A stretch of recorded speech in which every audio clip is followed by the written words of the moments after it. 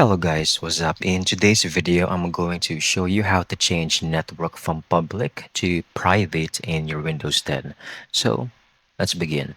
Before you can get to this settings part of your Windows, go ahead and find Control Panel in your Windows Start button. So go to Control Panel over here, click on View, Network Status, and Task. Then select Change Advanced Sharing Settings. So you're here.